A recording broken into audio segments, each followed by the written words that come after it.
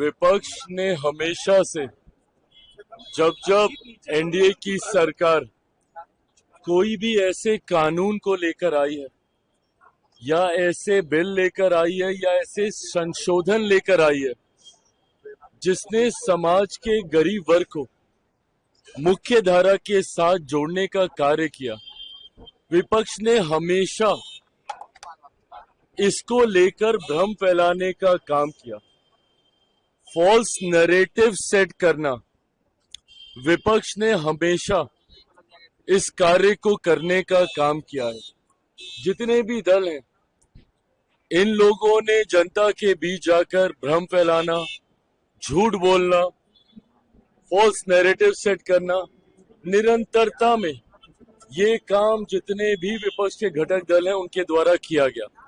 उदाहरण के तौर पर जब सीएए भी आया था, उस वक्त भी जितने भी विपक्ष के घटक दल हैं उन्होंने सीए को लेकर भ्रम फैलाने का काम किया। जनता के बीच एक आगजनी का माहौल निरंतरता में महीनों तक बना के रखा।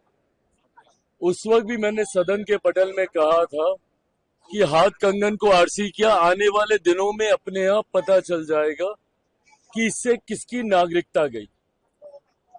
सीए एक ऐसा कानून था जहां पे उन देशों में रह रहे अल्पसंख्यक लोगों को नागरिकता देने वाला वो कानून था, और इन्होंने उसको नागरिकता छीनने वाला कानून बताकर अल्पसंख्यक समाज, खासतौर पर मुसलमानों को के बीच जाकर ये भ्रम फैलाया कि अगर सीए आ गया तो आप लोगों की नागरिकता छीन ली जाएगी। लंबे समय तक झूठ बोलने का काम किया। परिणाम स्वरूप देश भर में एक डर भय का माहौल बना रहा।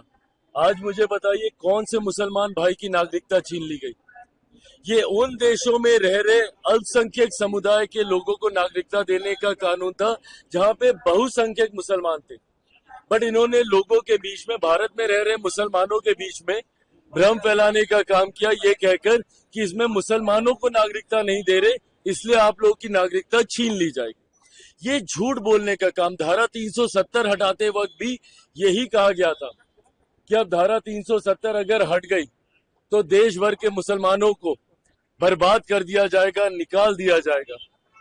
जब राम मंदिर बनने की बात आ रही थी उस वक्त भी कहा गया था कि अगर राम मंदिर बनेगा तो देश भर के मुसलमानों को निकाल दिया जाएगा। सिर्फ झूठ बोलना, फॉल्स नैरेटिव सेट करना।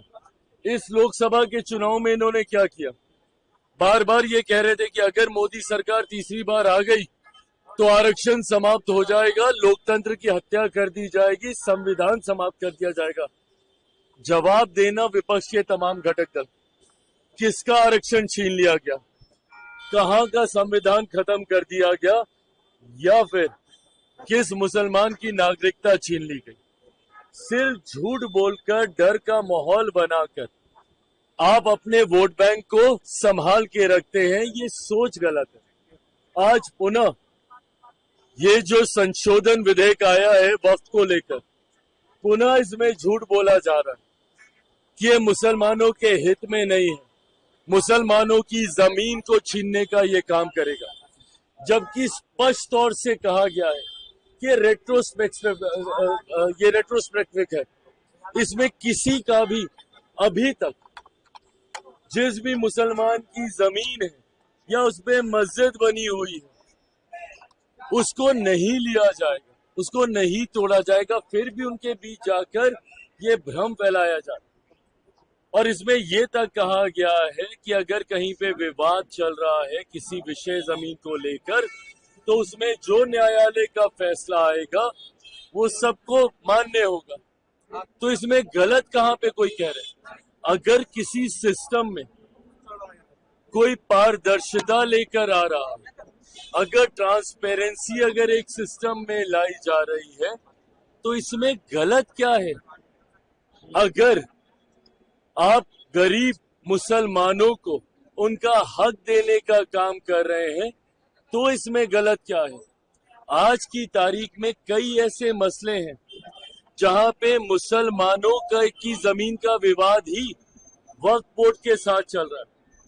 पर अफसोस की बात यह है कि उनको न्यायालय तक जाने का मौका नहीं दिया जाता था। इसके बाद कम से कम वो न्यायालय जा पाएंगे, अपने हक के लिए न्याय की मांग कर सकेंगे। तो इसमें गलत क्या है?